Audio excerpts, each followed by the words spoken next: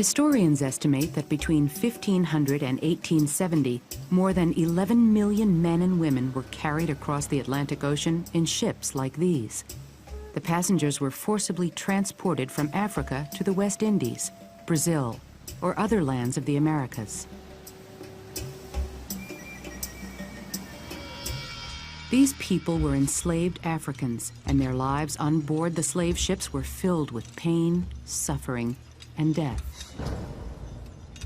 In the 1500s, Europeans saw enslaved Africans as a source of inexpensive labor for their colonies.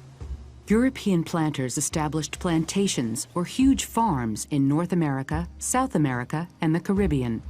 As the plantations grew, more slaves were needed to work on them.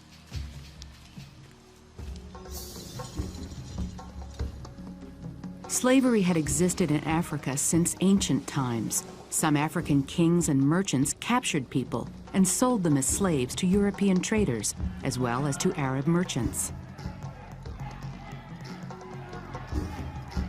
When the demand grew, kings often sent their warriors to attack neighboring villages for slaves. The Europeans treated slaves like cargo. They were locked inside cells for weeks until ships could take them to colonies across the ocean.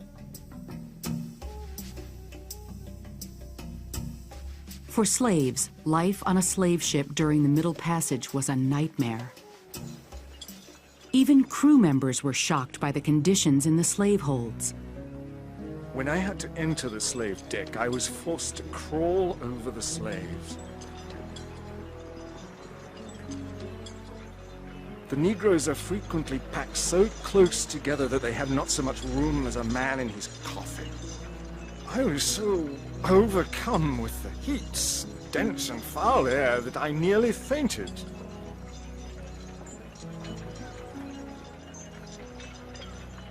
It was only with assistance I could get on deck.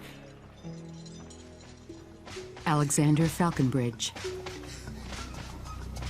Although the transatlantic slave trade, the bringing of slaves from Africa to the Americas, was abolished by U.S. law in 1804, some traders chose to ignore the law. They continued to capture Africans and transport them across the Atlantic.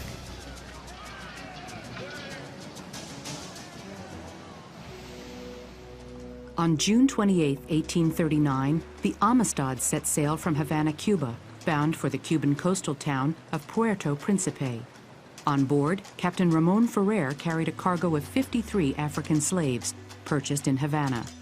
An African on board the Amistad named Seneba Pie fought the men who tried to enslave him and other Africans. One dark night, Seneba Pie, called Cinque by his captors, unlocked his shackles using pieces of metal he'd found on the ship. Working quickly, he freed the rest of the slaves, and they prepared to attack their captors.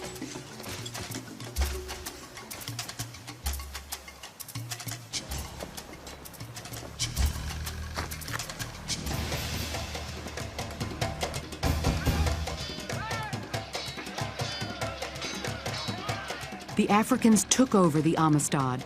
The cabin steward translated the Africans' demand: sail the ship back to Africa or the crew would be killed.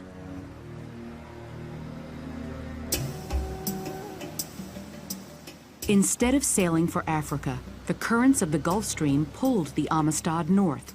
In the summer of 1839, American newspapers along the eastern seaboard reported wild stories of a ship manned by black pirates. An American ship called the Washington found the Amistad and captured it. The ship, including the Africans, was taken into custody. The Spanish government, which had colonized Cuba, demanded that President Martin Van Buren send the Africans to Cuba, where they would remain slaves. But former President John Quincy Adams thought that the slaves should remain free. He argued that since they had been taken from Africa illegally, they were not then legally slaves. For more than a year, Adams fought for the Africans' release. On March 9, 1841, the Supreme Court of the United States announced its decision. It is the ultimate right of all human beings in extreme cases to resist oppression. and to apply force against ruinous injustice.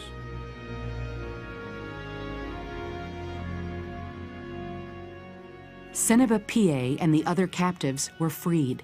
The United States Supreme Court had recognized these Africans as free human beings.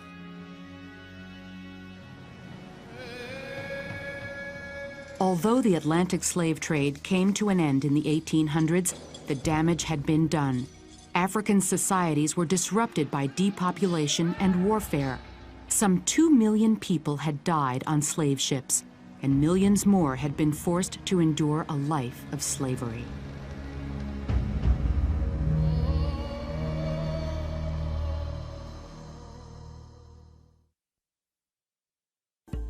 Europeans first brought African slaves to the Americas to work A, as indentured servants, B, on plantations, C, as merchant seamen, D, for low wages.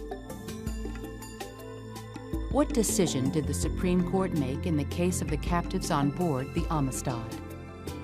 A, the court recognized the captives as free human beings. B, the court sent the captives back to Cuba. C, the court ended the slave trade.